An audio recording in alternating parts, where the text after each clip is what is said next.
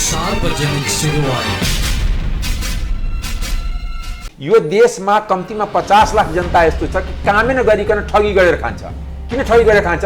विभिन्न दलको कार्यकर्ताको नाउँमा कार्यकर्ताहरूको झुन्ड तयार पार्ने सबै निकायमा र आफू पद र पावरमा भइराख्ने, मुलुकलाई कब्जा गरिराख्ने र जनतालाई जहिले पनि शासित गर्ने, लुटेर आफ्नो ढुकुटी भर्ने, कार्यकर्ता पाल्ने, अनियमित गर्ने, देशलाई डुबाउने व्यक्तिहरूलाई पटक पटक फेरि त्यही जनताले निर्वाचित गर्दाखेरि अब दोषीको कुन चाहिँलाई ल्याउने, कुन चाहिँलाई चाहिँ माथि पुर्याउने, यस्ता कुरा पहिलेसम्म राजाहरूले त बरु राजाले त एउटाले मात्रै खान्थ्यो भने अहिले कतिवटा 600-700 जना तीन कुरो जनता कोरतिरको जनता मालिक हुन चाहन्छ। यहाँ कसैको दास हुन, न नेताको दास हो न जनता हो, राजाको दास हो।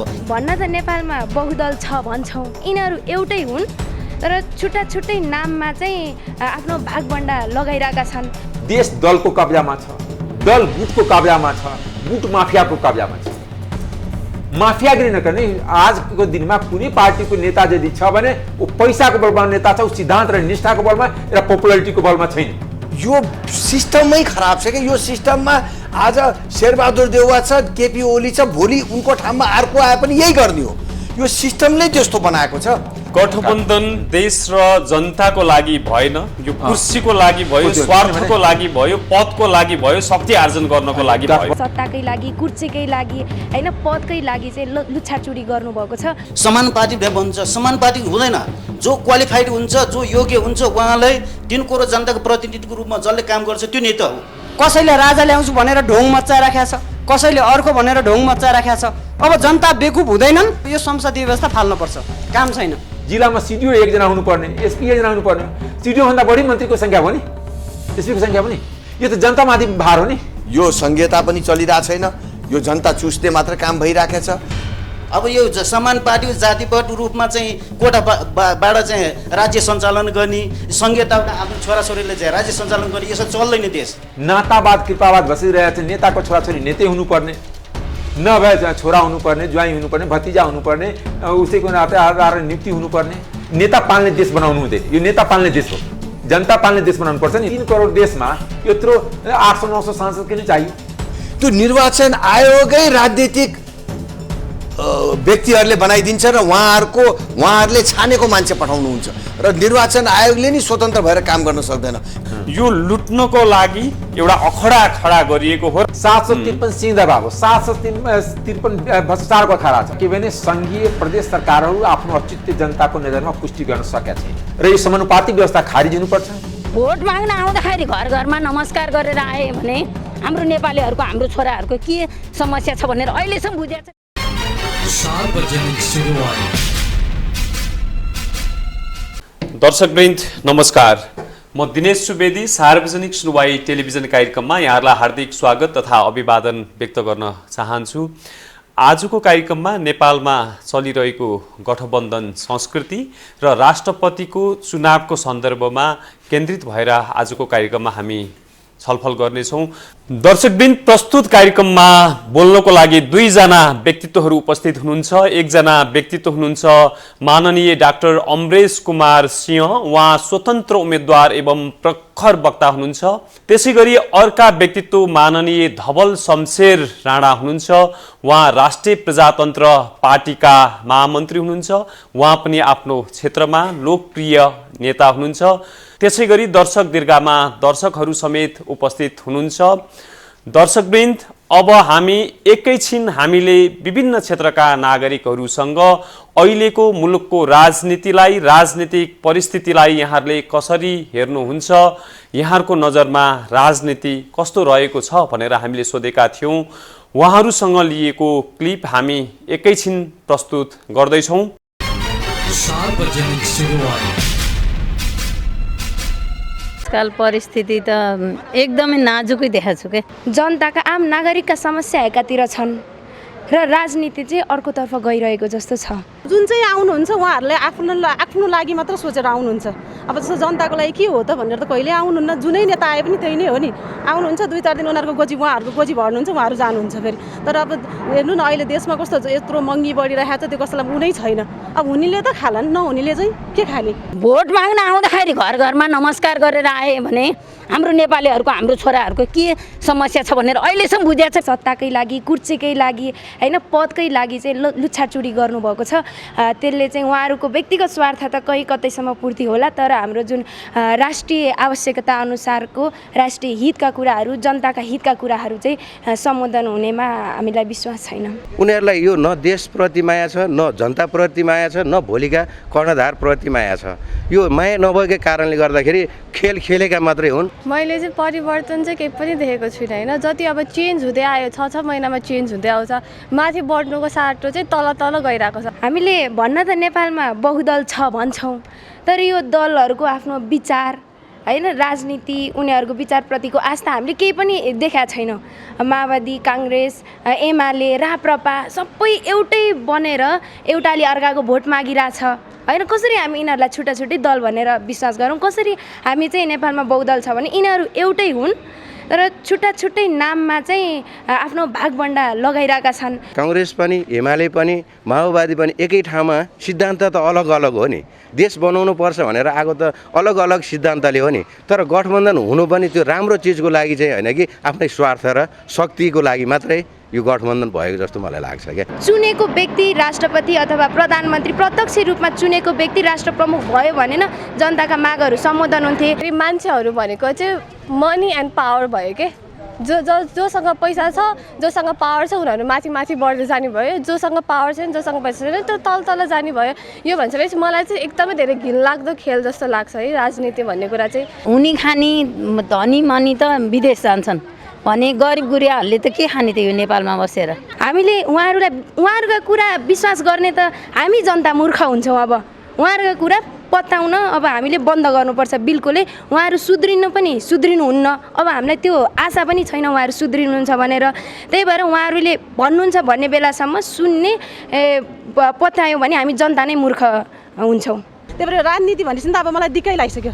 के देखेर के सोचेर यो 6 महिनामा नेता चेन्ज गर्छन्? राजाहरूले त बरु राजाले त एउटाले मात्रै खान्थ्यो भने अहिले कतिवटा 600-700 जना। मै ठुलो, मै हुँ, मै जान्ने भन्ने जस्तो लागेछ। न जनताको हितमा काम गर्यो, न समाजको लागि काम गर्यो, केही नै गरेको छैन। सार्वजनिक सुनवाई। डाक्टर साहब, सार्वजनिक सुनवाई टेलिभिजन कार्यक्रममा यहाँहरूलाई हामी हार्दिक स्वागत तथा अभिवादन व्यक्त गर्न चाहन्छौँ। नेपालमा अहिले गठबन्धन संस्कृति चलिरहेको छ। नेपाली काङ्ग्रेस, माओवादी, एकीकृत समाजवादी लगायतका दलहरू मिलेर चुनाव अगाडि गठबन्धन गरे। चुनाव लगत्तै पछि त्यो प्रधानमन्त्री पदको लागि त्यो गठबन्धन तोडियो। पुष्पकमल दाहाल प्रचण्डले एमाले, राष्ट्रिय प्रजातन्त्र पार्टीसँग मिलेर नयाँ सरकार बनाउनु भयो। उहाँ प्रधानमन्त्री हुनुभयो। प्रधानमन्त्री हुँदा उहाँले एउटा सहमति गर्नुभएको थियो, राष्ट्रपति नेकपा एमालेलाई दिने, सभामुख नेकपा एमालेलाई दिने, प्रधानमन्त्री आलो पालो गर्ने।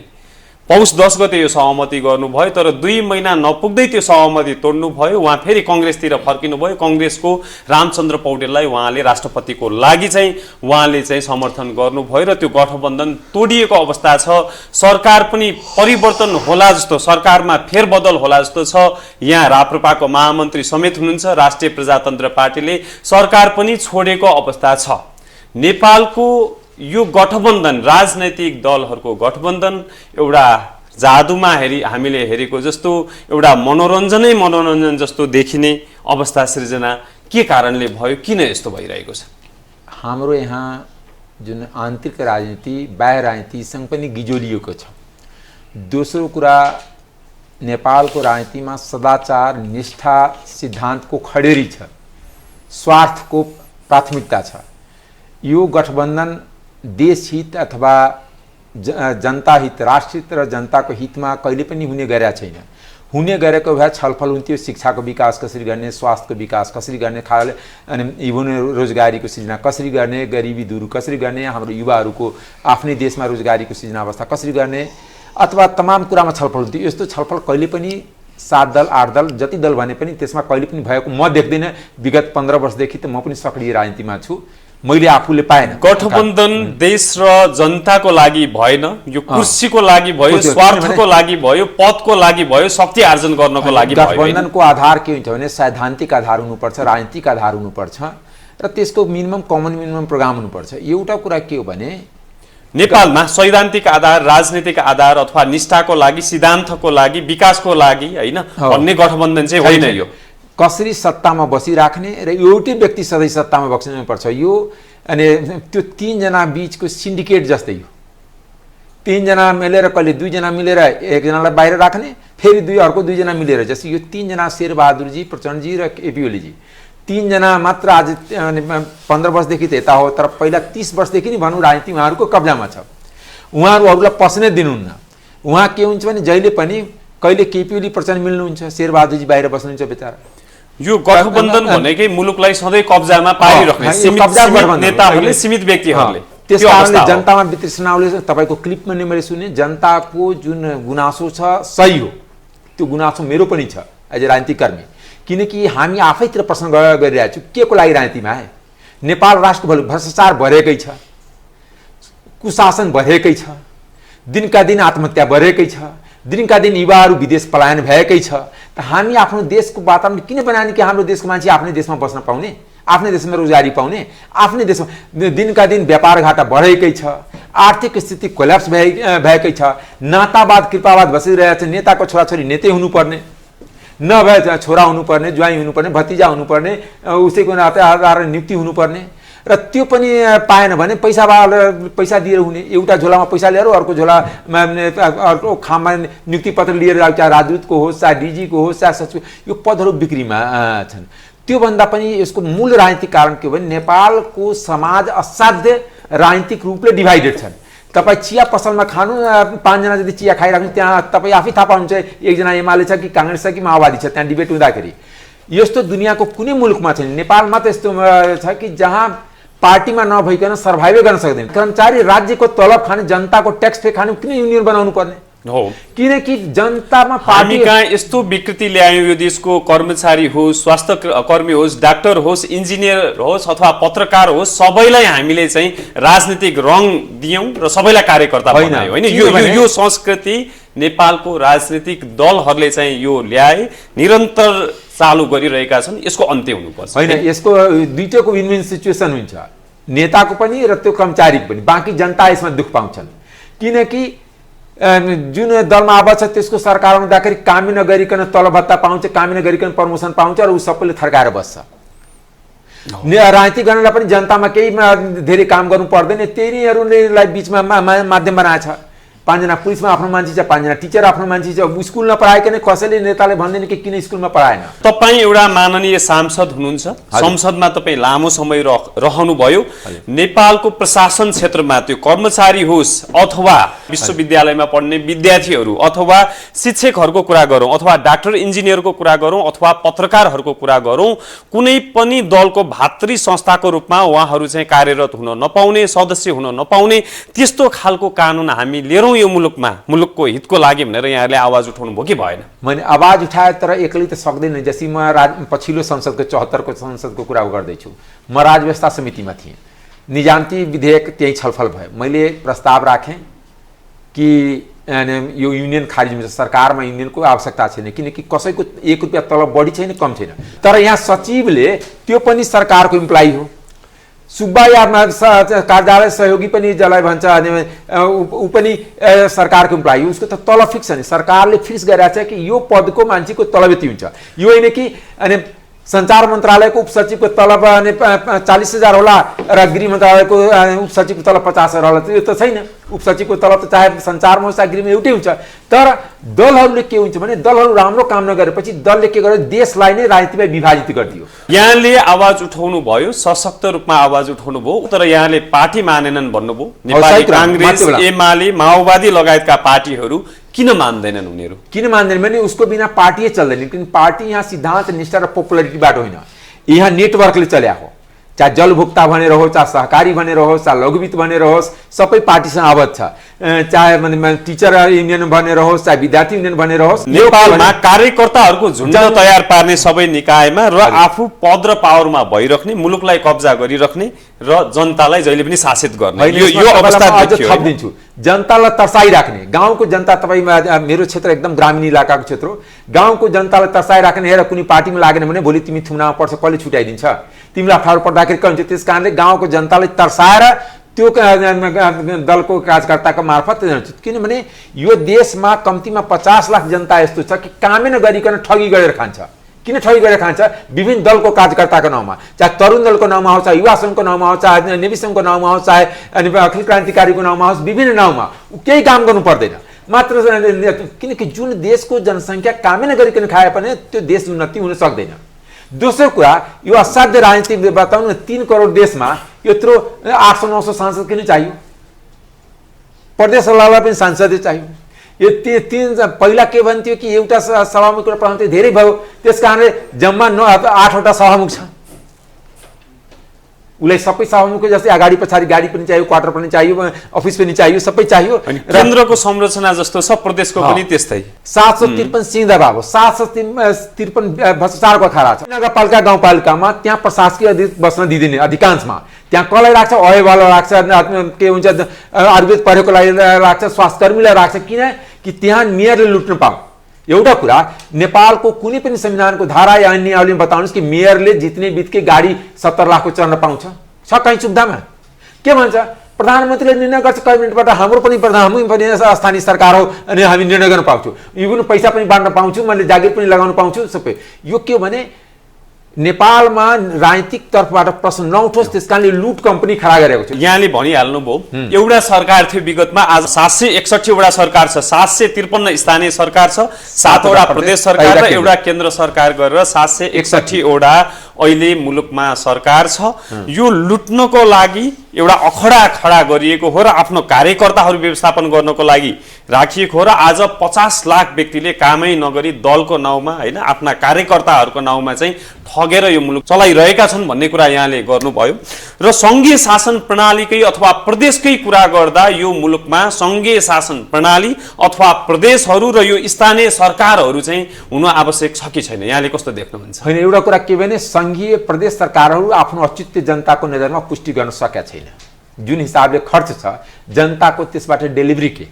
म तपाईँ 7 प्रदेशको तपाईँको माध्यमबाट प्रश्न गर्न चाहन्छु, एउटा नेपालको नागरिकको हैसियतले, एउटा नेपालको सांसदको हैसियतले होइन कि 7वटा प्रदेशमा कुन प्रदेश सरकारले एउटा राम्रो युनिभर्सिटी बनाएको छ, एउटा अस्पताल बनाएको छ? किनकि त्यहाँ प्रदेशमा उपभोक्ताबाट चल्छ, उहाँ झन् अन्य कानुन छ नि, भन्छ हाम्रो त टेन्डरै गर्नु पर्दैन।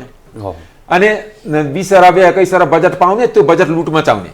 पहिला त गाडी किने, किनकि एउटै प्रदेश बन्दाखेरि नेपालको इतिहास 700-800 त गाडी पहिला किन्यो।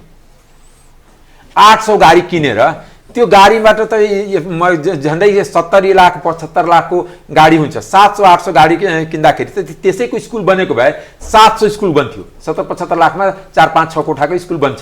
त्यसपछि के हुन्छ भने एउटा मन्त्री यहाँ केन्द्रमा 10% मन्त्री बनाउनुभन्दा बढी पाउँदैन, प्रदेशमा 20%। अब मेरै प्रदेश भन्दैछु मध्य प्रदेश, 8 जिल्ला छ, 15 जना मन्त्री बनाउँछ, जिल्लामा 2 जना मन्त्री, जिल्लामा सिडिओ 1 जना हुनुपर्ने, एसपी 1 जना हुनुपर्ने, सिडिओ भन्दा बढी मन्त्रीको संख्या हो नि, एसपीको संख्या पनि। यो त जनतामाथि भार हो नि। र त्यति होइन, यही बागमती प्रदेशको कुरा हुन्छ, विगतमा कतिवटा मुख्यमन्त्री चेन्ज भयो र झालझालमा मन्त्रालय खोल्यो। 15वटा मन्त्रालयको आवश्यकता के? औचित्य के? त कार्यकर्ता जनता र राष्ट्रको औचित्य र आवश्यकताका अनुसार यहाँको संगठन बन्दैन। आफ्नो मान्छेको व्यवस्थापन गर्नलाई, आफ्नो मान्छेलाई पैसा राज्यको ढुकुटी लुट्नलाई अनि पद क्रिएट गरिन्छ। जस्तै तपाईँले बोल्नुहुन्छ नेपाल पुलिसको इक्जाम्पल दिन चाहन्छु, कहिले 9 जना एआइजी पुग्छ, कहिले 2 जना एआइजीमा काम चल्छ। तपाईँ हेर्नु न, झन्डै 1 लाख नेपाल आर्मीको संख्या छ, त्यहाँ जम्मा 2 जना लेफ्टिनेन्ट जनरल छ, एआइजी लेभलको पोस्ट भनौँ न, 2 जना मात्र छ, 3 तारे जनरल जसलाई भन्छ। तर यहाँ के आफ्नो मान्छेलाई एआइजी बनाउनु छ, डिआइजी बनाउनु छ, 19 जना पुर्याइदिन्छ।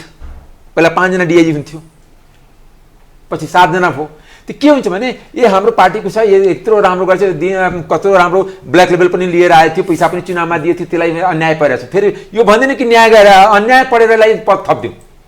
यो मुलुकमा जति व्यथिति गरेछ त्यो ठुलो सम्मानित हुन्छ।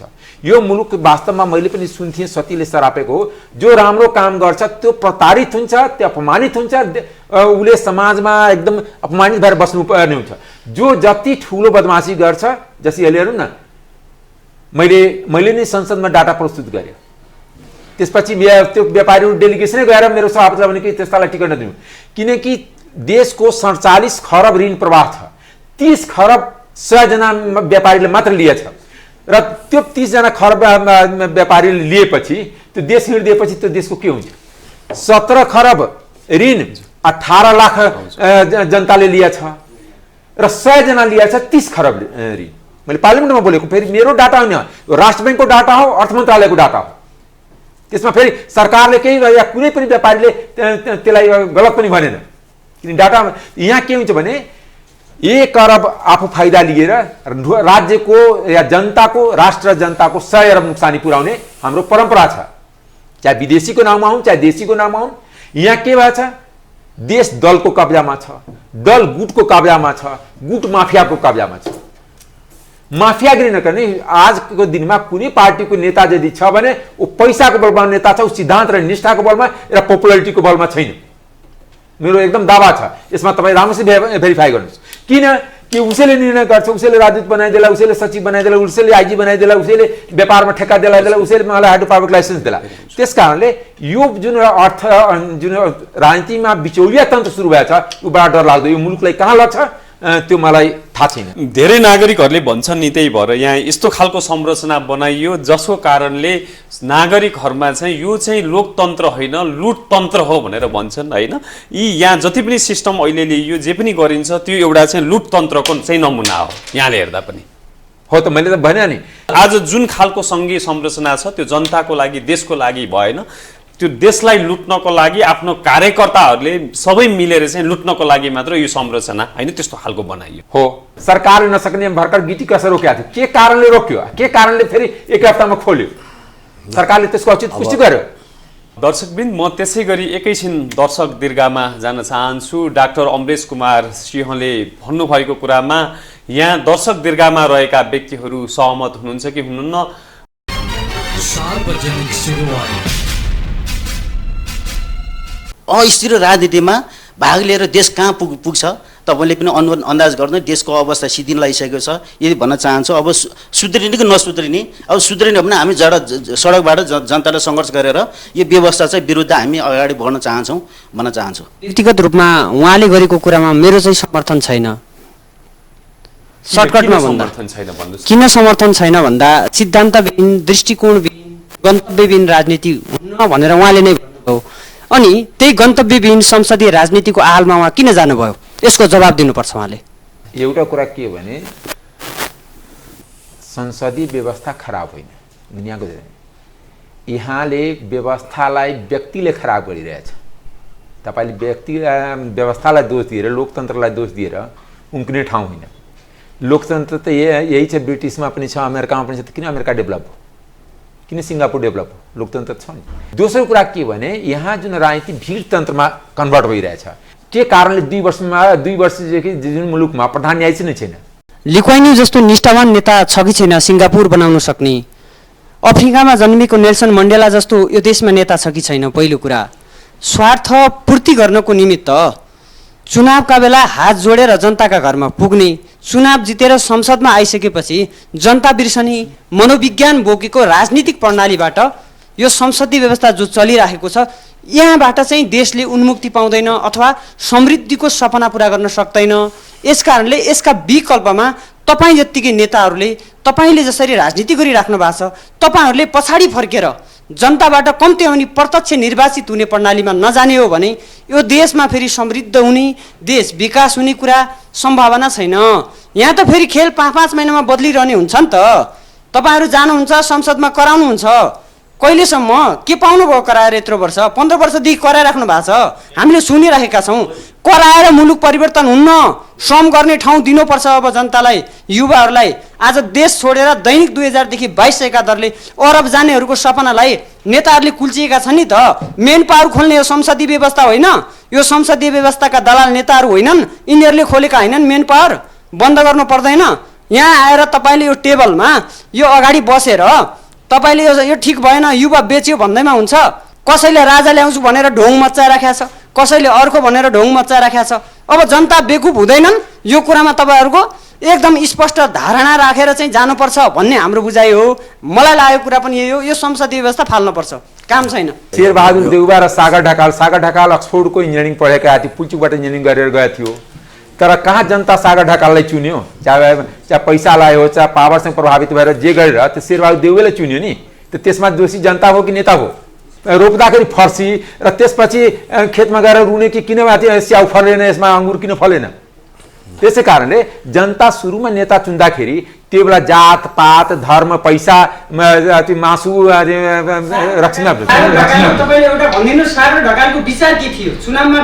शेरबहादुरजीको विचार के थियो तपाईँले भनिदिनुहोस्।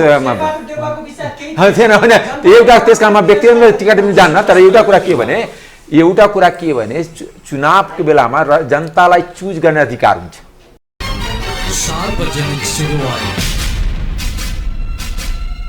दर्शकवृन्द, त्यसै गरी प्रस्तुत कार्यक्रममा उपस्थित हुनुभएका मान्य धवल शमशेर राणाज्यूतिर म जान चाहन्छु। उहाँ राष्ट्रिय प्रजातन्त्र पार्टीका महामन्त्री समेत हुनुहुन्छ। धवल शमशेर राणाज्यू, भर्खरै डाक्टर अमरेश कुमार सिंहज्यूले भन्नुभयो अहिले यो मुलुकमा देशभन्दा दल हाबी भए, दलभन्दा गुट हाबी भए, गुटभन्दा यो मुलुकमा माफियाहरू हाबी भए। माफियाले गुट चलाउँछ, गुटले दल चलाउँछ। के अवस्था त्यस्तै हो यो मुलुकमा? हाम्रो डाक्टर साहबले भनेको कुरा म धेरै कुरामा सहमत छु। र हामी सबै यहाँ बस्ने पनि र टेलिभिजन हेर्ने पनि हामी सबैले यथार्थ बुझ्याछन्। र अहिले तपाईँहरूको कुराको अन्तिममा के आयो भने बुझेर पनि बुझ पचाएको छन्। त्यो कसले बुझेर बुझ पचाएको? जनताले। मलाई हो ठुलो मात्रामा जनतै दोषी हो।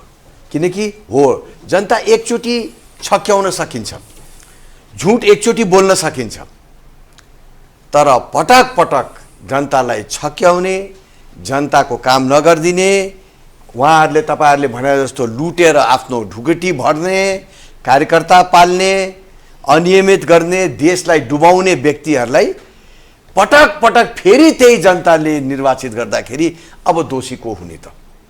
हामीलाई थाहा छ भोलि पनि चुनाव हुन्छ, आजको 4 सालपछि 5 सालपछि फेरि हामीले अहिले भएका नेताहरू अब भनौँ न माओवादीलाई भोट हाले भने त्यसको अन्तिम बिन्दु को हो?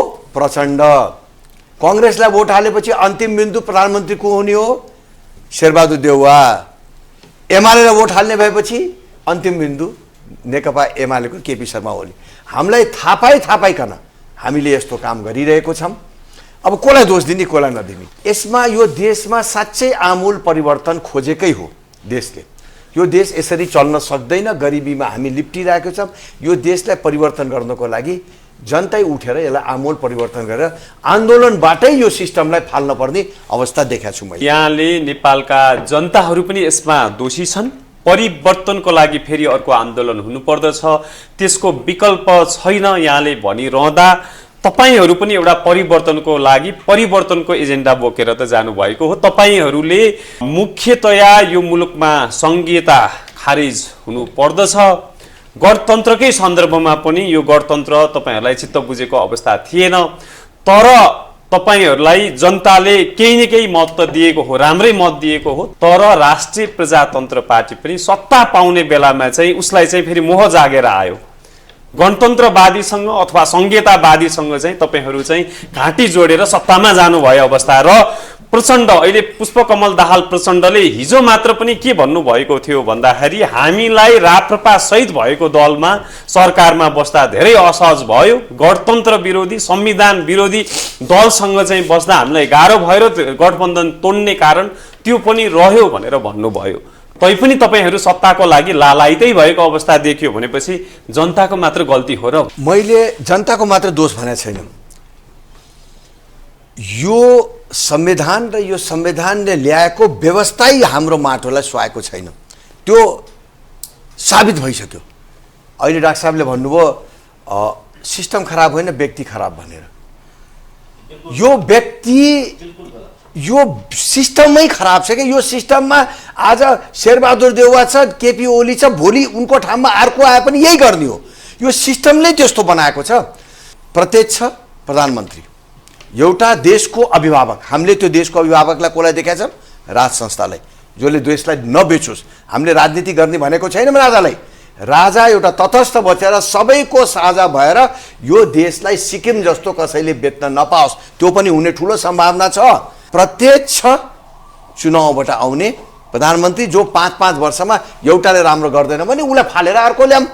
अहिले त फाल्न पनि नसक्ने भयो। यति नराम्रोसित देश विभाजित छ दलहरूमा। अहिले यहाँ कुराहरू उठिहाल्यो कि एउटा सानो सङ्गठनबाट, एउटा टिचरबाट, एउटा ब्याङ्करबाट अथवा मिडियाकर्मीबाट पनि राजनीतिक दलसित आबद्ध नभइकन उसको गुजारै नचल्ने स्थिति बनाइसकेको छ क्या यो देश। यो सिस्टमले बनाओ। यो सबै पार्टीमा भित्र त्यो छ। त्यसकारणले यो सिस्टमैलाई फेर्न पर्ने आवश्यकता अब आएर हामीले यो बुझिसकेका छौँ। यहाँले भन्नुभयो तपाईँ यो मुलुकमा सिस्टम चाहिँ परिवर्तन गर्नुपर्छ, परिवर्तन नगरी हुँदैन भनिरहँदा तपाईँहरूका मागहरू, तपाईँहरूको एजेन्डा हेर्दा पनि तपाईँको माग र एजेन्डा हेर्दा जस्तै तपाईँहरूले पूर्ण समानुपातिक निर्वाचन प्रणाली हुनुपर्छ भन्नुभएको छ यो मुलुकमा। आज मिश्रित निर्वाचन प्रणाली अन्तर्गत समानुपातिक निर्वाचन प्रणाली हुँदा त कसैको बहुमत नआएर मुलुक यति अस्थिर र दलदलमा परेको छ। तपाईँहरूको पूर्ण समानुपातिक निर्वाचन प्रणालीले झन्झन मुलुकमा अस्थिरता र दलदल सृजना गर्छ भनेपछि तपाईहरूले यो मुलुकमा परिवर्तनको लागि चाहिँ कस्तो सिस्टम चाहेको? होइन, सुन्नुहोस् न, हामीले सबभन्दा पहिले त प्रत्यक्ष निर्वाचनबाट आउन पर्ने प्रधानमन्त्री यो पूर्ण यो समानुपातिक किन भने पनि पैसाको खेलमा टिकट किन्ने, बेच्ने र जनता पनि बिक्ने यो पनि देखिएकै हो नि। अब मैले भनेर यसमा लुकाउनु पर्ने केही छैन। आज यहाँले याद गर्नु भएको छ कि छैन, प्रत्यक्ष निर्वाचनमा भन्दा समानुपातिकको टिकट लिनको लागि करोडौं रुपियाँमा चाहिँ त्यो बिक्री गरिएको, खरिद गर्नुपर्ने अवस्था, त्यो विकृति देखिएको छ। जस्तै डाक्टर साहबले हेर्दा समानुपातिक निर्वाचन प्रणालीमा के त्यो विकृति रोकिन्छ? समानुपातिक निर्वाचन प्रणाली त झन् विकृतिको जर हो। आफ्नो श्रीमतीलाई बनाउने, आफ्नो भाइ भतिजालाई बनाउने, व्यापारीलाई बनाउने। जति व्यापारी समानुपातिकमा के आयो? पैसा दिएर आयो नि, कि राजनीति गरेर आएको या देशको निष्ठाको लागि आएको? त्यस कारणले यो जुन समानुपातिक सिस्टम, यदि एक त 165 निर्वाचन क्षेत्र छ, 165 सांसदै धेरै छ, 275 चाहिँदैन। बरु त्यसलाई राष्ट्रिय सभालाई समानुपातिक सिस्टम बनाइदियो कि जो देशको विद्वान, देशको कलाकार, देशको अनि कुनै महिला अधिकार कर्मी त्यस्ताले गएर प्रत्यक्षमा समानुपातिक निर्वाचन प्रणाली चाहिँदैन। 165 को निर्वाचन क्षेत्र धेरै भयो र अहिले 100 जना जुन छ त्यसमा 100 जना तपाईँ खेलाउनुहुन्छ, हरेक पार्टीमा 5-10 जना बिक्री भएर आएकै हो, सिट बिक्री भएको। न त आफ्नो श्रीमती, आफ्नो जसरी बात न कि अहिले संसदमा सभासदहरू खरिद गरेर अथवा बिक्री गरेर आएका नाता गोता दुईटै सिस्टममा समस्या छ। हेर्नुस्, निर्वाचनमा त जनता डाइरेक्ट चुन्दाखेरि त समानुपातिकमा त थाहा हुँदैन कि दलले कसलाई राख्छ। होइन, प्रत्यक्ष पनि करोडौं रुपियाँ नलिकन त्यहाँ चुनाव नजित्न सक्ने स्थिति देखा परिरहेको छ। समानुपातिकमा त्यस्तै यो सिस्टमै प्रणाली यो आजको दिनमा यसलाई गलत रूपमा व्याख्या गर्न खोजिएको जस्तो लाग्छ। जस्तै यहाँले हेर्नुभयो गएको चुनावमा निर्वाचन आयोगले कुनै पनि उम्मेदवारले 20 जना भन्दा बेसी लिएर हिँड्न नपाउने त्यो नियम लागू गर्यो, जसले गर्दा खर्चमा व्यापक कटौती भयो। किन राजनीतिक दलहरूले चाहिँ बेसी खर्च भयो यसमा विकृति छ भनिरहेका छन् भन्दा पैसा बाँडेर जनतालाई पैसा बाँड्ने, जाँड रक्सी खुवाउने, भोज भतेर गर्ने यो मात्र कारक र समस्या हो। आजको दिनमा नियम कानुन निर्वाचन आयोगले नै सही नियम बनायो र त्यसलाई राम्ररी कार्यान्वयन गर्यो भने यो प्रत्यक्ष जतिको उपयुक्त शासन प्रणाली पनि हुँदैन जस्तो। समस्या के हो भने निर्वाचन आयोगै जो बन्छ नि, त्यो निर्वाचन आयोगै राजनीतिक व्यक्तिहरूले बनाइदिन्छ र उहाँहरूले छानेको मान्छे पठाउनुहुन्छ र निर्वाचन आयोगले नि स्वतन्त्र भएर काम गर्न सक्दैन। मेरो निर्वाचन क्षेत्रमा एकजना उम्मेदवारले करोड रुपियाँ खर्च गरेर आएको थियो। मैले गएर सिडिओ र न्यायाधीशलाई भन्नु पर्यो कि म यो निर्वाचनबाट हटी, मैले पैसा खर्च गर्न सकिनँ, करोड रुपियाँ खर्च भइरहेछ, तपाईँहरू देखिराख्नु भएको छ, रात दिन 50 वटा गाडी चलिरहेछ, के गरिराख्नु भएको छ, म आजबाट निर्वाचनबाट अलग हुन्छु भन्न पर्यो। त्यही निर्वाचन आयोगले नियम कानुन नेपालमा सबै छ, तर नियम कानुन पालना गर्ने, नियम कानुन बनाउने व्यक्ति र पालना गर्ने व्यक्ति सबै राजनीतिक जन्जालमा फँसेका छन्। अनि यो कसरी त्यसैले आज निर्वाचन आयोग मात्र होइन सबै संवैधानिक निकायहरू त्यो अख्तियारको कुरा गरौँ सबै दलबाट राजनीतिक दलबाट कार्यकर्तालाई नियुक्ति गर्ने सिस्टम छ यो राज्यको सबै अङ्ग फसेको छ र राजनीतिबाट प्रेरित छ अनि त्यो देश कसरी अगाडि बढ्ने उहाँ भन्नुभयो नि डाक्टर साहबले 50 लाख मान्छेले काम गरेर नगरेर खाए हुन्छ समस्यालाई समाधान पनि गर्नु पर्यो यो सिस्टमलाई नि परिवर्तन गर्नुपर्ने आवश्यकता हामीले देखेको छौँ अब राष्ट्रिय प्रजातन्त्र पार्टी यहाँले भर्खरै सरकार त छोड्नुभयो होइन सरकारमा रहेको अवस्था भयो अथवा पुनः सरकारमा गएको अवस्था भयो भने यहाँहरूले आफ्ना मानिसहरूलाई राजदूत बनाउने जिएमहरू बनाउने विभिन्न संवैधानिक निकायहरूमा भागबण्डा कार्यकर्ताहरू नियुक्ति गर्ने त्यो चाहिँ तपाईँहरूले गर्नुहुन्छ कि हुँदैन सत्य बोल्दाखेरि सबै पार्टीले गरेको छ राप्रपाले गर्थ्यो होला राप्रपाले पनि त्यो काम गर्थ्यो होला तर त्यो गर्ने यो फोरी खेलको अति भयो डेढ महिनामै यो प्रधानमन्त्रीले आफ्नो खेमा बदलियो समीकरण बदलियो अब यसमा हामीहरू बस्नु हुँदैन यसमा हामी बिटोलो हुन्छौँ अब यो जति भयो गलत राम्रो सोचले हामी गएको थियौँ यो डुब्न लागेको देशलाई केही भ्रष्टाचार रोक्न सक्छौँ कि केही सर्भिस ओरिएन्टेड कामहरू गर्न सक्छौँ कि भनेर राम्रो सोचले गयो आखिर चुनाव लडेर आयो हामीहरूको कन्स्टिट्युएन्सी पनि छ हामीहरूको त्यहाँ विकास गर्नुपर्ने आवश्यकता पनि छ र मन्त्री भएर मात्रै विकास हुन्छ भन्ने कुराहरू सबैलाई थाहा छ त्यस कारणले पार्टीले ल आफ्नो आफ्नो क्षेत्र विकास पनि हुन्छ पार्टीको विचारलाई पनि हामी अगाडि बढाउन सक्छौँ कार्यकर्ताहरूलाई पनि हामीले मोटिभेट गर्न सक्छौँ भनेर राम्रो र सर्भिस डेलिभरी गर्न सक्छौँ भनेर हामी गएको तर गएको कुरोलाई हेर्दाखेरि डेढ महिनामा गल्ती भए रहेछ नजान पर्दो रहेछ किनकि नेताहरूको मनोस्थिति प्रष्टै रूपले बुझ्यो यिनी सुध्रिन्नन् त्यसकारणले यिनीहरूसित बसेर आफू पनि यो फोरी खेलबाट बाहिर हुनुपर्छ भनेर हामीले आफ्नो दिएको समर्थन पनि फिर्ता गर्यौँ र मन्त्रीहरूलाई पनि प्रदेश र एउटा कुरा त जगजाहेरै छ नि राष्ट्रिय प्रजातन्त्र पार्टी त सरकारमै रहन चाहन्थ्यो नि मन्त्री उप प्रधानमन्त्रीहरूको सुविधा उपभोग गर्नै चाहन्थ्यो नि तर प्रचण्डले हट्ने वातावरण सृजना गरिसकेपछि त जनतामा त भन्नै पर्ने अवस्था रह्यो त्यो पनि होइन उहाँहरूले प्रचण्डले हामीलाई हट भनेको पनि थिएन तर यो सत्ता समीकरण चेन्ज भइसकेपछि हामीले अब यसमा उचित छैन बस्ने भनेर उहाँले हामीलाई हट भन्ने भन्दा पहिले र एमालेले अहिले पनि छोडेको छैन अहिले पनि एमालेले आफ्नो समर्थन यो सरकारलाई दिइराखेको छ त्यो ढोक्सो थाप्ने भन्ने कुरा जुन काङ्ग्रेसमा गर्थे केपी शर्मा ओलीले आफै ढोक्सो थाप्नु भएको छ हामीले यो सबै खेलबाट हामी बाहिर जानुपर्छ भने हामी चट्टै छोड्यौँ राष्ट्रपतिको चुनावमा यहाँहरूले राष्ट्रिय प्रजातन्त्र पार्टीले भोट कसलाई दिन्छ राष्ट्रपतिको चुनावमा राष्ट्रिय प्रजातन्त्र पार्टीको सङ्गठनभित्र कमिटीभित्र छलफल हुँदैछ म त्यो छलफलको म कुन पक्षमा छु भने राष्ट्रपतिको चुनावमा हामीले भोट हाल्न हुँदैन हामीले राज संस्थालाई एउटा राष्ट्र प्रमुखको रूपमा हामीले अगाडि सारेको कारणले पनि र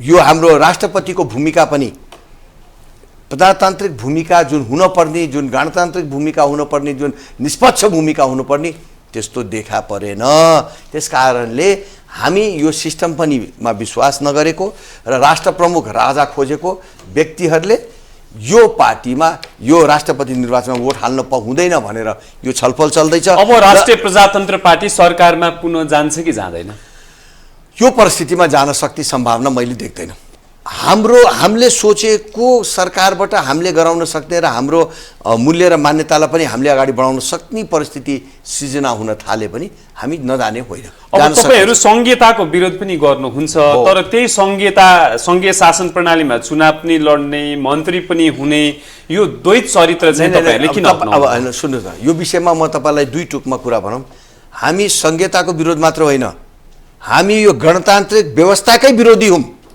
यो व्यवस्थालाई यो व्यवस्था यो राष्ट्रको र राष्ट्रको माटोमा नसोउने व्यवस्था हो र यसलाई परिवर्तन गर्नुपर्छ भन्ने सोच राखेका पार्टी हौं हामी गणतन्त्र विरोधी हौं तर यो गणतन्त्र विरोधी हुँदैमा हामीका दुईटा अप्सन छ कि हामी यही संविधानलाई रुल अफ ललाई मानेर यो संविधानलाई परिवर्तन गर्नको लागि यही भित्रबाट लडाई लड्नुपर्छ भन्ने एउटा स्कुल अफ थट छ अर्को स्कुल अफ थट के छ भने यो सबै छोडेर जंगलमा जाऊ गोली हान जस्तो हानेछ, मान्छे मार र आफूले सोचेको व्यवस्था ल्याऊ। हामी नेपाली मार्ने र देशलाई ध्वस्त बनाउने पार्टी र विचारधाराका मान्छे होइनौँ। त्यस कारणले यो संविधानले ढोका खोलेको छ।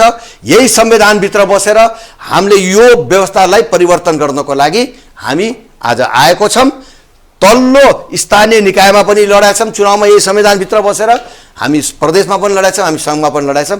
तर लक्ष्य भनेको संविधानकै बुँदाहरू प्रयोग गरेर यो संविधानबाटै यो व्यवस्थालाई परिवर्तन गर्ने, संविधानलाई परिवर्तन गर्ने हाम्रो लक्ष्य हो। जस्तै डाक्टर अमरेश कुमार सिंहले भन्नुभयो नि, समानुपातिक निर्वाचन प्रणाली जस्तो, पूर्ण समानुपातिक निर्वाचन प्रणाली जस्तो, जहाँ सांसदहरू खरिद बिक्री हुन्छ, कसैको बहुमत आउँदैन, मुलुक दलदलमा पर्छ। त्यो निर्वाचित सांसदहरू भनेको, सांसदहरू जनप्रतिनिधि भनेको जनतामाझ भिजेर प्रत्यक्ष जनताले चिनेको, भोट हालेर आउने, ना कि टिको लगाएर होइन। त्यस्तो खालको एजेन्डा लिएर तपाईँहरू गइराख्नु भएको छ र परिवर्तनको अथवा सिस्टम परिवर्तनको कुरा गर्नुहुन्छ।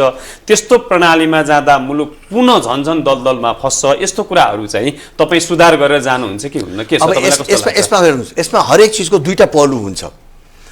समानुपातिक निर्वाचन किन चाहियो भने प्रत्यक्ष निर्वाचनमा जसले करोडौं रुपियाँ खर्च गर्न सक्छ त्यो मात्रै मान्ने सांसद हुनु भयो।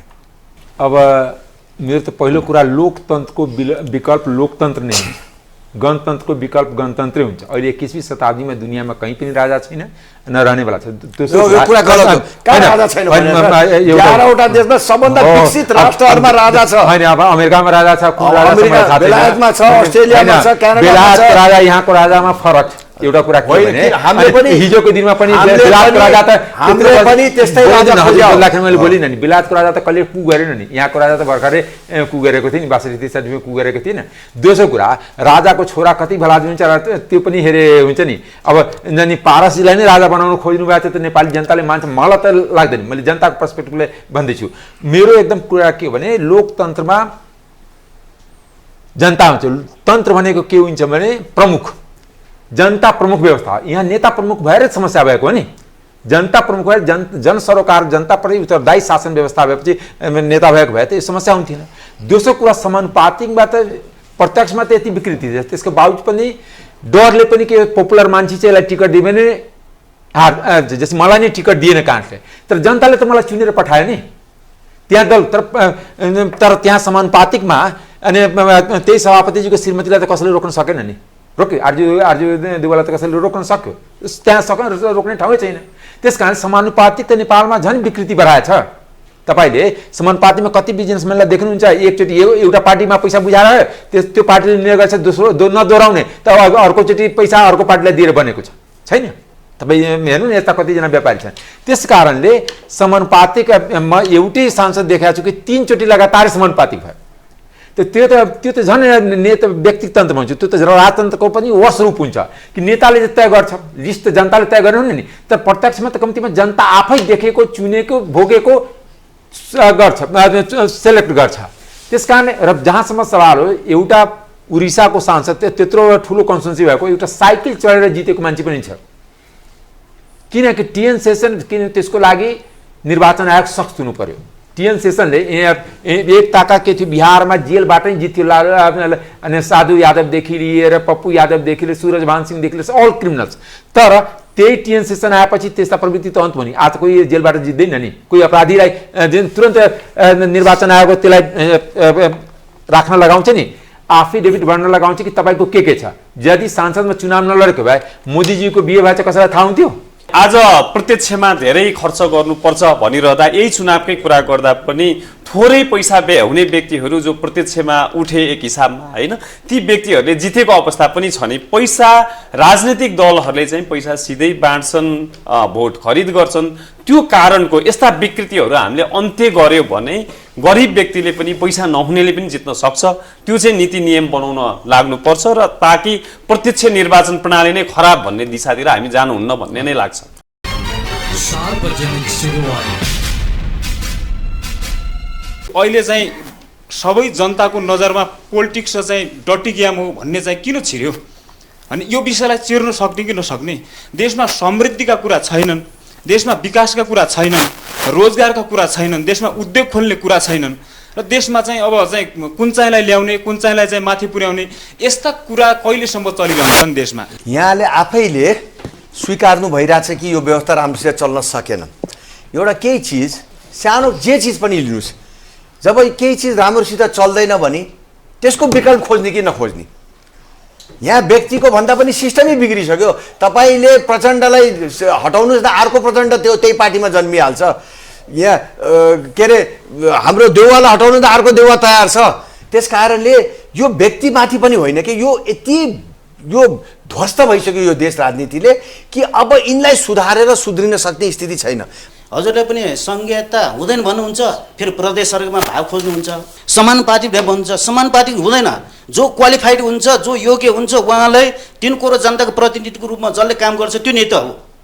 अब यो समानुपातिक जातिगत रूपमा चाहिँ कोटाबाट चाहिँ राज्य सञ्चालन गर्ने, संघीयताबाट आफ्नो छोराछोरीले चाहिँ राज्य सञ्चालन गर्ने, यसो चल्दैन देश। अब भन्नुहोस् कि हामी जनताहरू चाहन्छौँ भने नेताहरूको पनि सम्पत्ति सार्वजनिक गरोस्। बुझ्नुभयो?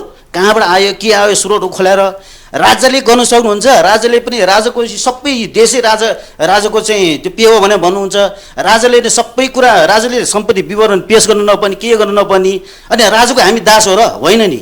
यदि राजाको दास होइन भनेदेखि अनि हामी कसरी राजा मान्ने? राजाले सम्पत्ति सबै छानबिन गरेर राज्यले दिनुहुन्छ भने म तयार छु राजाको झन्डा बोक्न, राजाले बोकेर हिँड्न। किन जनता चाहनुहुन्छ गाँसबासको 3 करोड जनता, कोरतिरको जनता मालिक हुन चाहन्छ। यहाँ कसैको दास हुन, न नेताको दास हो न जनता हो, राजाको दास हो। किनभने हामी देशले आमूल परिवर्तन खोजिरहेको छ। यो आधुनिक समयमा कसैको दास हुँदैन। कोरतिरी हो, सिस्टमबाट काम हुनुपर्छ भन्ने कुरा हो। अब अन्तिममा भन्न चाहन्छु यो संहिता म अथाह रूपमा चाहिँ संयन्त्र भएको, संयन्त्रभित्र यो हाम्रो जनताको रगत चुस्ने यौन पिपासु जसो मात्र भएको, यो रक्त पिपासु जसो मात्र भएकोले हामी 3 करोड जनताले कसरी सुख दिन सक्नुहुन्छ? राष्ट्र बचाउनतिर लाग्नुहोस्। यदि यहाँहरू सक्नुहुन्न भने आउनुहोस्, हामीसँग गुहार माग्नुहोस्। तपाईँले अभिभावक रूपमा ग्रहण गरेर हामी अगाडि जान्छौँ। यो व्यवस्था नपल्टिकन हुँदैन जस्तो लाग्छ। व्यवस्था पल्टाउनु पर्छ यहाँले भनिराख्दा अहिले कुरा पनि आयो नि, लोकतन्त्रको विकल्प लोकतन्त्रै हुन्छ, उन्नत लोकतन्त्र हुन्छ होइन? यहाँले चाहेको व्यवस्था चाहिँ कस्तो व्यवस्था हो? कोरतिरको जनताहरू चाहिँ दिन प्रतिदिन गरिब हुने, जनताको काम गर्छ भनेर चाहिँ नेतृत्वमा पुग्ने मान्छे दिन प्रति धनी हुने, यो कहिले पनि हुँदैन। जनता धनी हुनुपर्छ अनि मात्र देश सम्पन्न हुन्छ। त्यसको लागि हामी प्रत्यक्ष जनताबाट निर्वाचित या प्रधानमन्त्री होस् या राष्ट्रपति होस् त्यो प्रणाली हुनुपर्छ। अनि जस्तै क्वालिफाइड रूपमा अब चाहिँ म भन्न चाहन्छु कि मन्त्रीहरू पनि जनताबाट प्रत्यक्ष निर्वाचित भएर यो कुर्सीमा पुग्नुपर्छ। अब परिवर्तन त गर्ने, यो सिस्टम चल्दैन भने हामी सबै हामी चाहिँ अग्री गर्छौँ, हामी सबै मान्छौँ। यो संहिता पनि चलिरहेको छैन, यो जनता चुस्ने मात्र काम भइरहेको छ। नेताहरू पनि लाइनमा छैनन्, आफ्नै व्यक्तिगत स्वार्थमा छन्। अब के गर्ने त? केही त गर्नु पर्यो नि, परिवर्तन त ल्याउनु पर्यो नि। नचलेको चिजलाई हटाएर चल्ने चिज ल्याउनु पर्यो नि। त्यस कारणले आमूल परिवर्तन गर्नुपर्छ। एउटा कुरा उहाँले भन्नुभयो कि त्यो कुरासँग कहाँ सहमत छु भने सबैले आफ्नो सम्पत्ति एकदम सही ढङ्गले, ट्रान्सप्यारेन्ट ढङ्गले सार्वजनिक गर्नुपर्छ, चाहे नेता होस्, चाहे राजा होस्, चाहे व्यापारी होस्। त्यस कुरासँग सहमत छु। विभिन्न विकृति छ, विकृति व्यक्तिले ल्याएको हो। संविधानको कुन दफामा लेखा छ कि भ्रष्टाचार गर्ने, घुस खाने? संविधानको कुन दफामा लेखा छ कि श्रीमतीलाई समानुपातिक बनाउने? संविधानको कुन दफामा लेखा छ कि आफ्नै आफन्तलाई या पैसा लिएर डिजी बनाउने या एम्बेसडर बनाउने? छैन नि संविधानको दफामा। त्यो व्यवस्थामा छ, कहीँ लेखेको? मैले पढ्दाखेरि कहीँ लेखा चाहिँ हजुरहरूले पढ्नु भएको छ, मलाई बताउनु होला। जहाँसम्म केही नभएको पनि होइन, तर जे हुनुपर्ने त्यो भइरहेको छैन। जुन गुणस्तरीय शिक्षा, स्वास्थ्यमा सामान्य जनताको पहुँच हुनुपर्ने त्यो भएन। अब समानुपातिक प्रणाली खारेज हुनुपर्छ र यो असमान व्यवस्था, असमान सिद्धान्त बोकेकाहरू यो मिलेको, यो आफ्नो स्वार्थको लागि मिलेको भन्ने कुरा पनि प्रमाणित भइसकेको हुनाले अब यी कुराहरूको अन्त हुनुपर्छ। र अर्को कुरा, अब यो जुन देशलाई दलले चलाउने, गुटले दललाई चलाउने अनि गुटलाई माफियाले चलाउने भन्ने चाहिँ जुन देशैलाई नै कब्जा गरेको कुराहरू अब चाहिँ चाहे यो कुरा रोकिएन भने अब आन्दोलनको अत्यावश्यक छ भन्ने कुराहरू पनि यहाँ आइसकेको हुनाले यी कुराहरू हामी सबै मिलेर अब हुन त अघि पनि थाहा भएको छ जनता पनि दोषी छ भनेर भनिसक्नुभयो र अब जनता नै कहाँ छ मेरो विचारमा त जनता नै हाम्रो नेपालमा छ जस्तो चाहिँ मलाई लाग्दैन किनभने कसलाई जनता मान्ने सबैले आफ्नो आफ्नो मतलब नेताहरूको चाहिँ झोला बोकेको छ हैन र झोले सबै नै झोले भएको कारणले गर्दाखेरि जनता नै छ कि छैन जस्तो मलाई चाहिँ लाग्छ यो प्रत्यक्ष कार्यकारी चाहे प्रधानमन्त्री होस् चाहे राष्ट्रपति होस् देशमा यो लागू हुनुपर्ने जस्तो छ र सबैले यसमा चाहिँ अब छिट्टैभन्दा छिट्टै आन्दोलन नगरिकन पनि यो हुनेवाला छैन। हजुर डाक्टर साहेब र हाम्रो राष्ट्रिय प्रजातन्त्र पार्टीका महामन्त्रीज्यूलाई म के क्वेसन गर्न चाहन्छु भने जुन चाहिँ मन्त्रीमा गए पनि त्यो गन्दा पोखरीमा हाम फालिसकेपछि गन्ध सबैले आउँछ हैन त्यस कारणले गर्दाखेरि हजुर त्यो ठाउँमा पुगिसकेपछि त्यसलाई साफ गर्ने तत्त्वहरू यो नेपालमा छ कि छैन त्यस्तो तत्त्वहरूलाई खोज्नु पर्यो त्यो गन्दा पोखरी साफ गर्नु पर्यो। सरकारी स्कुलका विद्यार्थीहरू किन चाहिँ शैक्षिक रूपमा सही गुणस्तरीय शिक्षा पाउँदैनन् त? सही गुणस्तरीय शिक्षा सरकारी स्कुलले नै दिनुपर्छ, राज्यले निःशुल्क दिनुपर्छ सेवा सुविधा। यहाँ त 40 लाख तिर्नुपर्छ नि त एउटा MBBS डाक्टर बन्न भने माफियाहरूले चलाएका मेडिकल कलेजहरू हुन्, यति शैक्षिक क्षेत्रहरू हुन्, यो अपराध गर्ने ठुला अड्डाहरू हुन्। र अर्को कुरा अहिले चाहिँ तपाईँको चाहिँ कन्भेन्ट स्कुलको रूपमा चाहिँ विकास भइरहेका छन् बोर्डिङ स्कुलहरू। नेपालको संस्कृति र सभ्यतालाई विनाश गर्ने गरी तपाईँको चाहिँ अहिले लागिरहेका छन् उनीहरूले चाहिँ क्रिस्चियन मिसन र चाहिँ चलाइरहेका छन्। यी विरुद्ध नेपालमा हामी बोल्न सक्छौँ कि सक्दैनौँ? सार्वजनिक सुनवाई। जनताको पहुँच गुणस्तरीय शिक्षा र स्वास्थ्यमा हुनुपर्छ। गुणस्तरीय शिक्षाले नै जागिर दिन्छ अथवा त्यो देशको विकास गर्छ। त्यसै कारणले शिक्षा र स्वास्थ्यमा म सुरुदेखि भनिरहेको छु कि जनताको गुणस्तरीय, फेरि म वर्ड पनि भन्छु, सिधै सरकारी गुणस्तरीय मात्र होइन समान पनि हुनु पर्यो नागरिक बीचमा कि पहुँच हुनुपर्छ। शिक्षामा स्वास्थ्यमा राजनीतिकरण भयो। सरकारी स्कुलमा किन बच्चाहरू पढ्न जान्नन्? किनकि त्यहाँका मास्टर राजनीतिक कार्यकर्ता भएछन्, राजनीतिक कार्यकर्ता भएछन्। सरकारी स्कुलहरू राम्रोसित चल्ने भए त कसले पैसा हालेर प्राइभेट स्कुलमा हाल्थे? यो पनि विचार गर्नु, यो सिस्टमै परिवर्तन गर्नु पर्ने भयो के। यो एउटा टाक्का टुक्का जहाँ हेरे पनि राजनीतिले फोहोर बनाइदिएको छ। दर्शकवृन्द हामी कार्यक्रमको अन्त्यतिर पुगिसकेका छौँ। म अन्तिममा जान चाहन्छु डाक्टर अमरेश कुमार सिंहज्यू। अघि नै हामीले दुईटा विषयमा आज केन्द्रित भएका हौँ।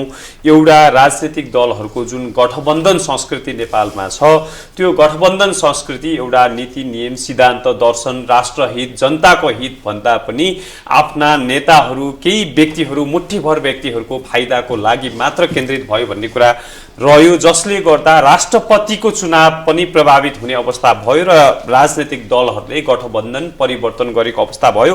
तपाईले अघि नै भन्दै हुनुहुन्थ्यो नेपालको राष्ट्रपति चयन गर्दा अथवा प्रधानमन्त्री चयन गर्दा सरकारको नेतृत्वहरू चयन गर्दा यहाँ हामी आन्तरिक कारण मात्र हुँदैन बाह्य कारण चाहिँ बेसी हावी पनि हुन्छ भन्ने कुरा गर्नुभयो। यहाँले भन्न खोज्नु भएको यो मुलुकमा राष्ट्रपति प्रधानमन्त्री नियुक्ति गर्दा विदेशीहरूको चलखेल र उनीहरू हावी हुने गरेको अवस्था के हो? त्यो सही हो अथवा होइन? त्यही भन्न खोज्नु भयो। त्यो त यथार्थ, त्यो त कसैबाट लुकिया छैन।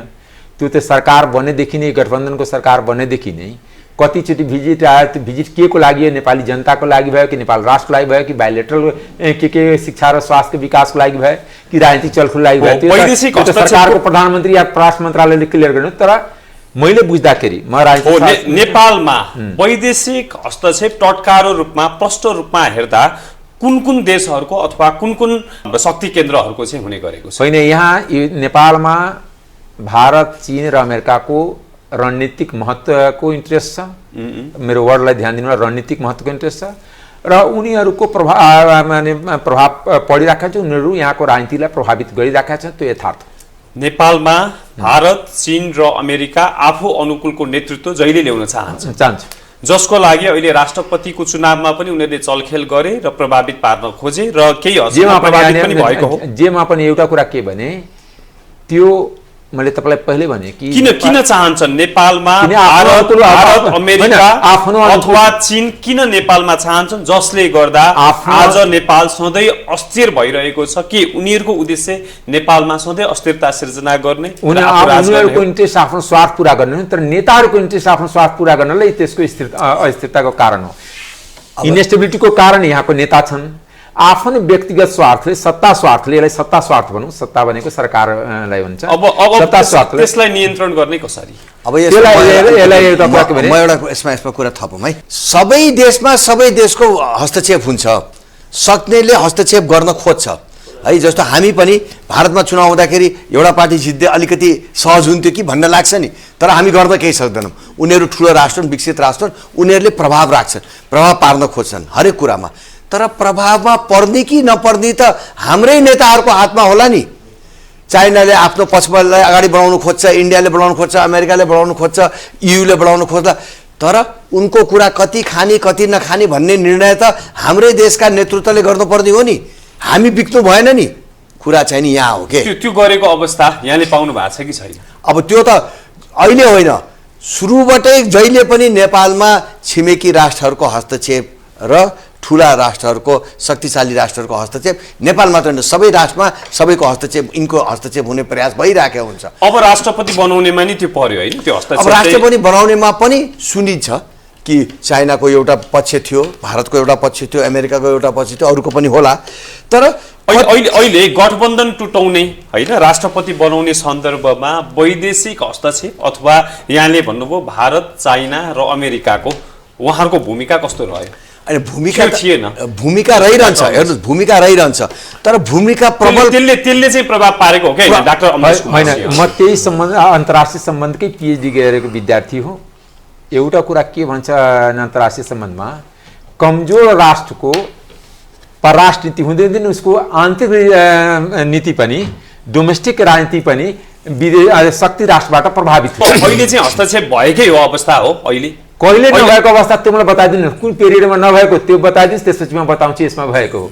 अनि निरन्तर भइराखेकै छ, कहिले थोरै कहिले बढी, त्यति मात्र हो। यसलाई नियन्त्रण कहिले नदेख्ने गरी हेर्नुहोस् के हुन्छ भने यसलाई अब नियन्त्रण गर्ने कसरी? यसलाई त जबसम्म यहाँको नेताको इमान, जवान र देशप्रति निष्ठा र सदाचार हुँदैन तबसम्म नियन्त्रित हुँदैन। नेताले म अन्तिम सत्य एउटा कुरा भन्छु जुन नेपाली जनतालाई आजको दिनमा भन्नै पर्छ। नेपालको राजनीतिक पार्टी को आर्थिक माने इकोनोमी स्वतन्त्र छैन। नेपालको राजनीति गर्ने व्यक्ति, अब सांसदलाई नि तपाईँ राजनीति गर्ने व्यक्ति मान्नुहुन्न, जुन ठुला दल नेताहरूको चुनावी खर्च नेपाल भित्रबाट धानिएको हुँदैन।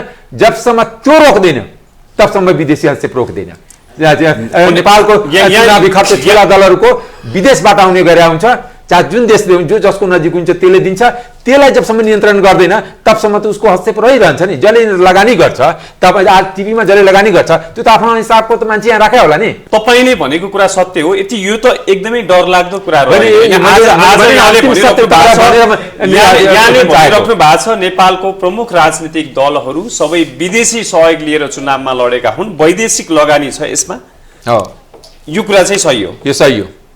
आज नेपालका प्रत्यक्ष र अप्रत्यक्ष रूपमा लगानी दुई थरीको हुन्छ, प्रत्यक्ष र अप्रत्यक्ष। नेपालको प्रमुख राजनीतिक दलहरू कांग्रेस, एमाले, माओवादी लगायत अथवा राष्ट्रिय प्रजातन्त्र पार्टी पनि होला, वैदेशिक सहयोगबाट पैसा लिएर चुनाव लडेर जितेको अवस्था हो, जसको कारणले चुनाव अहिले वैदेशिक हस्तक्षेप कमजोरलाई कसैले लगानी गर्दैन। जसरी पशुपतिमा एक लाइनले बसेर भिख माग्नेलाई कसैले गएर घर बनाइदिन्छ, तर कुनै ठुला नेता पावरफुल छ भने उसको त व्यापारी गएर घर बनाइदिन्छ, मलाई ठुलो ठेका दिन्छ। अहिले तपाईँ एउटा स्वतन्त्र सांसद पनि हुनुहुन्छ। हिजो तपाईँ नेपाली कांग्रेसमा हुनुहुन्थ्यो, कांग्रेसको तर्फबाट सांसद जित्नु पनि भयो तपाईँ होइन? तपाईँ कांग्रेस पार्टीमा रहँदा पनि वैदेशिक सहयोग चाहिँ आउने गर्थ्यो चुनावमा होइन?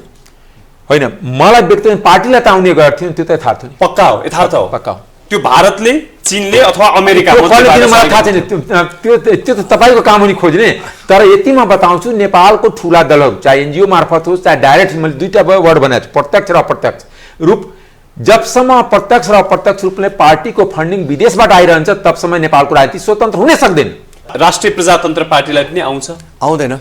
हामी उहाँले भने जस्तो हामी सानो पार्टी हो, हामीलाई त्यसरी हेर्दा पनि हेर्दैन, हामी त्यस्तो लिने पनि लिँदैनौँ। हामी यही मुलुकको यही धरतीमा यही माटोमा उब्जेको पार्टी हो, हामी अरूसित केही लिन पनि खोज्दैनौँ र आशा पनि गर्दैनौँ। अर्को कुरा, जबसम्म हाम्रा देशका नेताले व्यक्तिगत स्वार्थ भन्दा यो विदेशीले सहयोग गरेको पनि सहयोग गरेर नेताले विदेशीलाई सहयोग गर्न खोज्या होइन, आफूलाई सहयोग गर्न खोज्या उसको आड लिएर, उसको पैसा लिएर आफ्नो, उहाँले भनेको जस्तो ठिक हो, उसको पैसा लिएर आफ्नो राजनीतिलाई अगाडि बढाउन खोजे। जबसम्म व्यक्तिगत स्वार्थभन्दा उठेको नेताहरू यो देशमा आउँदैनन्, जस्तो तपाईँले लिक्वानको कुरा गर्नुभएको थियो, यो देश उमो लाग्न सक्ने परिस्थिति। यो राजनीतिक दलहरू मिलेर बाँडीचुडी पदमा पुग्ने, पदै पद लिने होइन, अनि यो सत्ताको गठबन्धन स्वार्थ नमिल्न साथै तोड्ने यो यो यो सिस्टम होइन, राजनीतिक दलहरूको यो गठबन्धनको सिस्टम ठिक छ कि छैन, यो यसै गरी जाने हो कि यसमा के हुनुपर्छ जस्तो लाग्छ डाक्टर अमरेश कुमार सिंह? यो सत्ता स्वार्थको गठबन्धनले जनतालाई बाध्य पार्छ सडकमा आउनलाई, चाहे त्यो 1 साल पछि आओस् या 5 साल पछि आओस्। म टाइम म ज्योतिष त होइन कि म ग्रह नक्षत्र देखेर भन्न सक्छु, तर जनताको जुन जनजीविकाको सवालमा समस्या भइराखेको छ, जनता समस्यामा छ, नेता चयनमा छ, यो यस्तो धेरै दिन लामो चल्दैन। र वर्ल्ड पोलिटिक्सको विद्यार्थी भएको नाताले हरेक 20 वर्ष 30 वर्षमा जनता सडकमा रोकिन्छ, हरेक सालै पछि उत्रिँदैन, जसले बोलाए पनि उत्रिँदैन। तर 20 वर्ष 25 वर्षमा नेपालमा पनि जस्तै 46 सालमा आयो, फेरि 63 सालमा आयो, अब 46 र 63 को कति भयो, 17 वर्ष हो। अब अहिले 63 र 17 80 अब 79 चलिरहेछ, 80 मा आउँछ कि 82 मा आउँछ त्यो मलाई थाहा छैन। तर यस्तै व्यवस्था रहिरह्यो भने, यस्तै मिलिचुडी बाँडी सत्ताको भागभण्डा चलिरह्यो भने जनता सडकमा आउने बाध्य हुन्छ। जनताले नै परिवर्तन गर्ने, नेताले परिवर्तन गर्ने होइन। यदि कसैले भन्छ नेताले परिवर्तन गर्छ त्यो ठगी कुरा हो।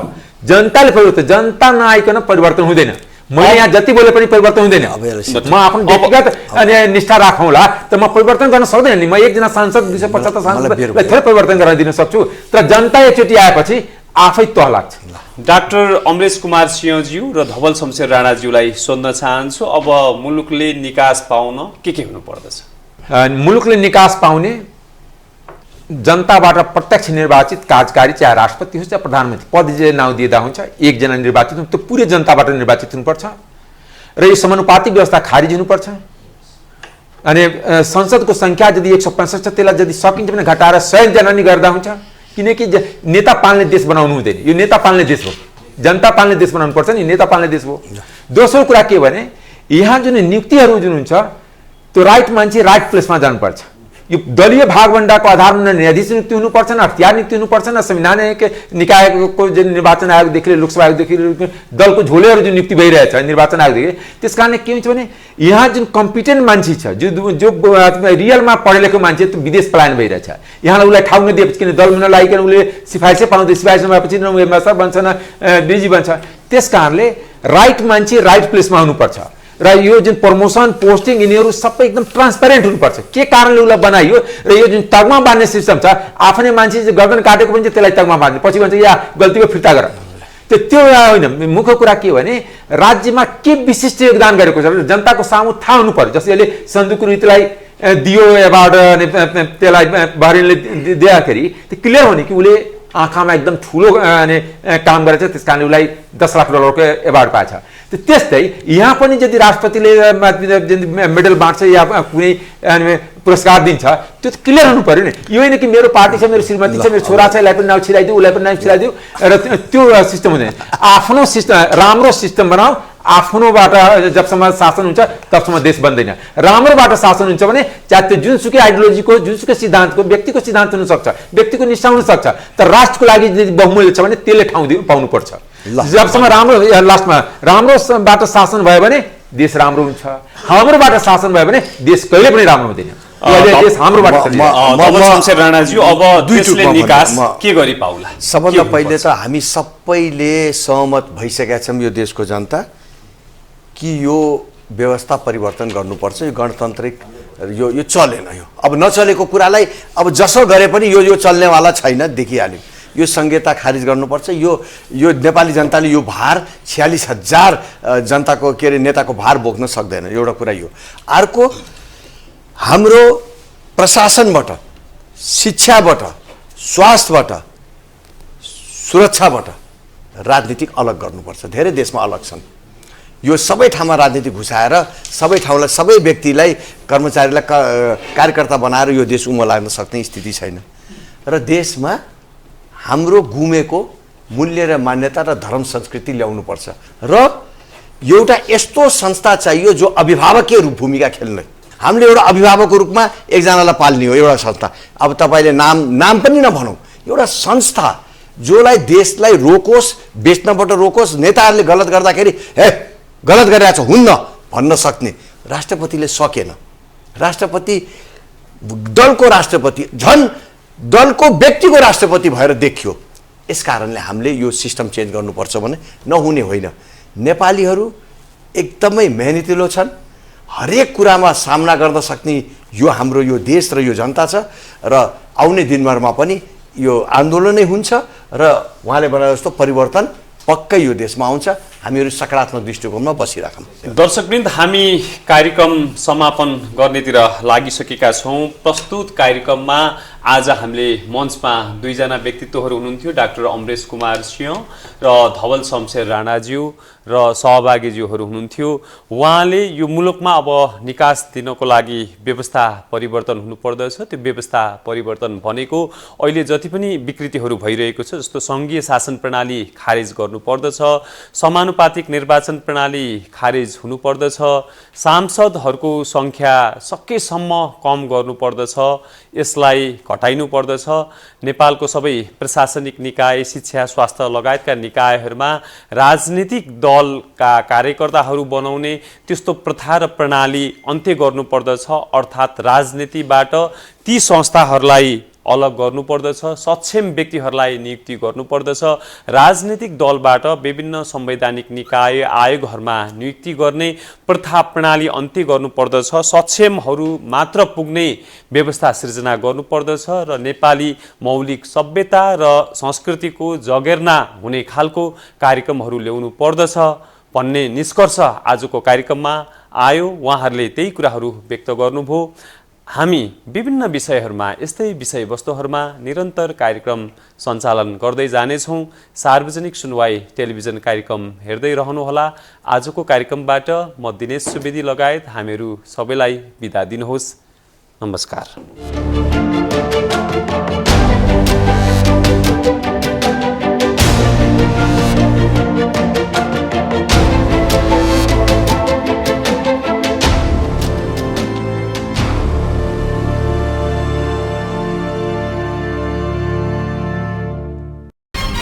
सार्वजनिक सुनवाई।